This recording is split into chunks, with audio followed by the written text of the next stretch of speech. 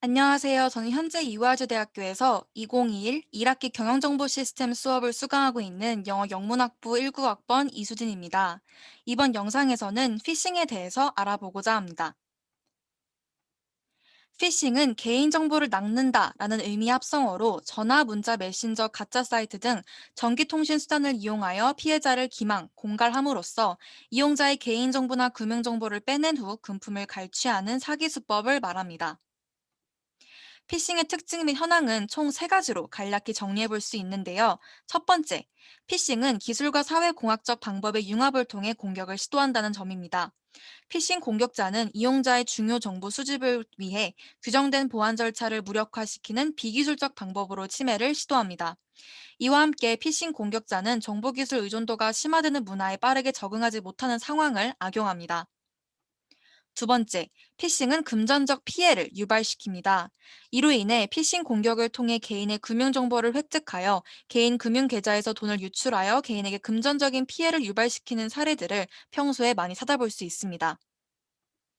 세 번째, 피싱은 기존의 전통적인 방식의 사기와는 다른 지능적인 기술을 이용하기 때문에 기술적, 법제도적 대응이 매우 어렵다는 특징을 가지고 있습니다.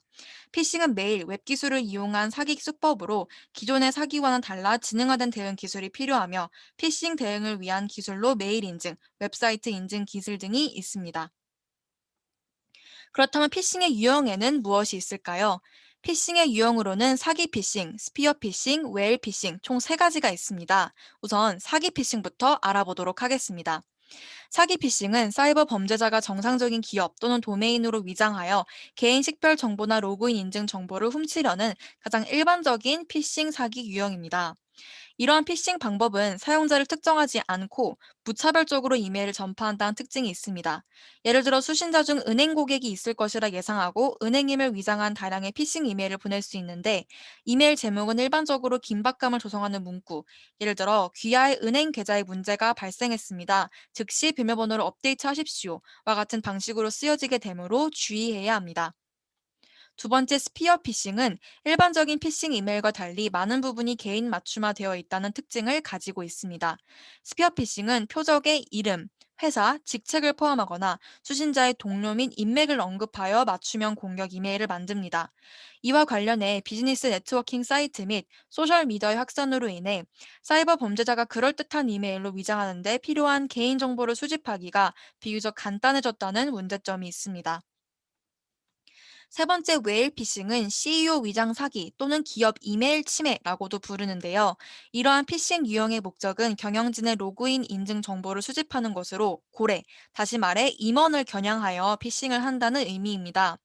세부 정보를 도난당하면 사이버 범죄자는 기업 이메일 침해를 통해 해당 임원으로 위장하여 자금 이체를 수행하거나 중요 사안에 영향을 끼치게 됩니다.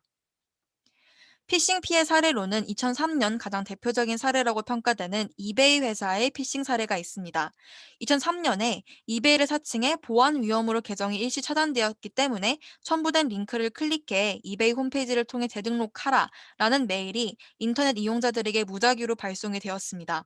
이때 메일을 받은 사용자들은 신용카드 번호와 사회보장 번호를 의심하지 않고 입력하여 개인정보를 모두 도용당하기도 하였습니다. 최근에는 피싱 기법이 더욱 정교해지면서 금융이나 인터넷 업체뿐만 아니라 다양한 분야로 사칭하는 브랜드 범위 또한 확장되고 있습니다. 예를 들어 특정 이북을 사칭해 애독자들에게 은행 계좌를 입력하고 책을 구매할 것을 소개하는 메일이 발송되거나 레드크로스를 사칭하여 해일 쓰나미로 피해를 본 사람들을 위한 성금 모금 메일이 발송되기도 하였습니다. 그렇다면 피싱을 예방할 수 있는 방법은 무엇이 있을까요? 첫 번째는 출처가 불분명한 이메일, 문자 메시지, 블로그 등에 포함된 URL에 접근하지 않아야 합니다. 두 번째, 개인정보, 금융정보에 대한 입력을 진행할 때 홈페이지 주소의 자물쇠 그림 또는 도메인 주소의 철자를 확인해야 합니다. 세 번째, 경품 이벤트 등 무분별한 인터넷 이벤트 참여를 통해 개인정보를 입력하지 않아야 하며 네 번째, 안전한 비밀번호를 사용하고 주기적으로 변경을 해야 합니다. 그리고 마지막 다섯 번째로 공유기 보안 설정을 강화시켜야 합니다. 이로써 피싱에 대한 소개를 마치도록 하겠습니다. 감사합니다.